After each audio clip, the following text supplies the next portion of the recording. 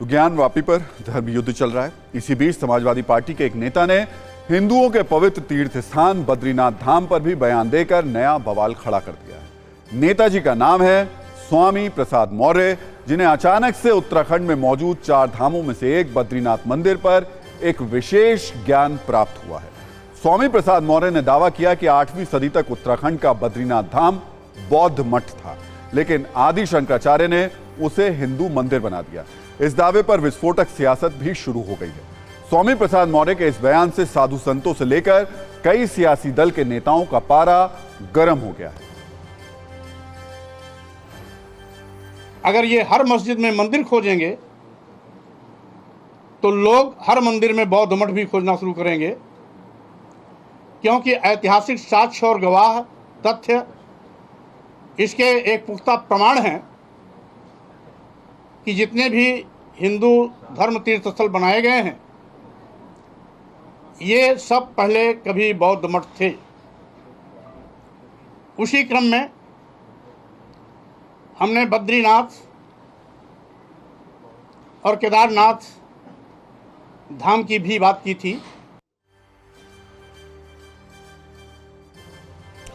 स्वामी प्रसाद मौर्य के इसी बयान के बाद उनकी पूर्व पार्टी बीएसपी के अध्यक्ष मायावती ने बड़ा हमला बोला और उनके बयान को विशुद्ध राजनीतिक बताया।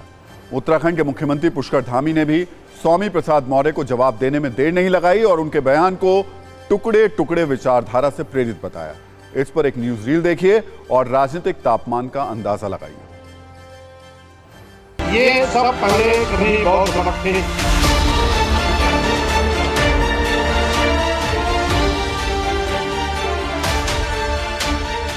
स्वामी प्रसाद जी लाइमलाइट में आने के लिए अपनी भूमिका समाज में कुछ स्थापित करने के लिए इस प्रकार से बयानबाजी करते रहते हैं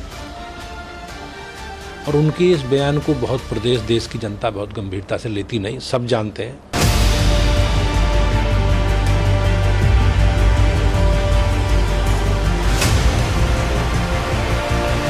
स्वामी प्रसाद मौर्य जी का बयान आया है वो बहुत दुर्भाग्यपूर्ण है और वह जिस गठबंधन के वो हिस्से हैं ये स्वाभाविक है कि उनका बयान इस प्रकार का आना ही है, क्योंकि जो हर चीज़ को बांटने पर विश्वास करते हैं और तुष्टीकरण पर विश्वास करते हैं, इसलिए कोई आश्चर्य नहीं है।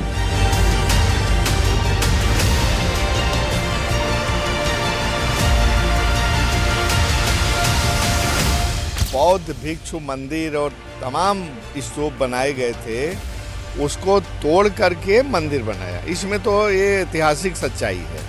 तो ये तो स्वामी प्रसाद जी मौर्य बोल रहे हैं, मेरे हिसाब से सही बोल रहे हैं।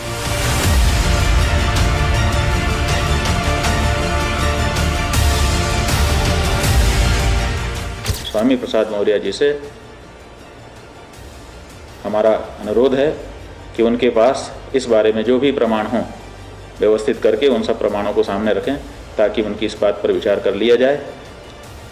और अगर उन्होंने बिना सिर पैर की कोई बात कही है तो उसके लिए उनको जिम्मेदारी भी लेना होगा।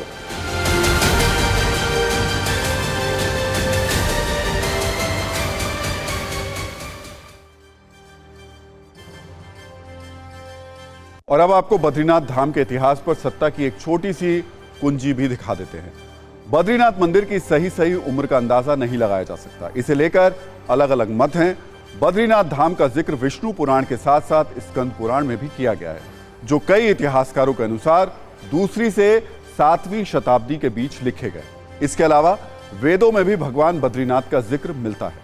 वैदिक काल में भी बद्रीनाथ मंदिर में पूजा किए जाने की मान्यता है।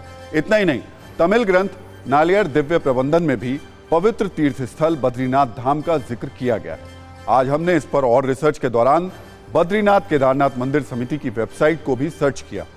उस पर भी यह लिखा हुआ है कि आदिगुरु शंकराचार्य ने बद्रीनाथ मंदिर का पुनर्निर्माण कराया था, यानी उन्होंने बद्रीनाथ धाम को ही पुनर्स्थापित किया था। बावजूद इसके कहीं पर भी बद्रीनाथ मंदिर की सही उम्र के बारे में कोई पुख्ता ऐतिहासिक प्रमाण नहीं मिलता।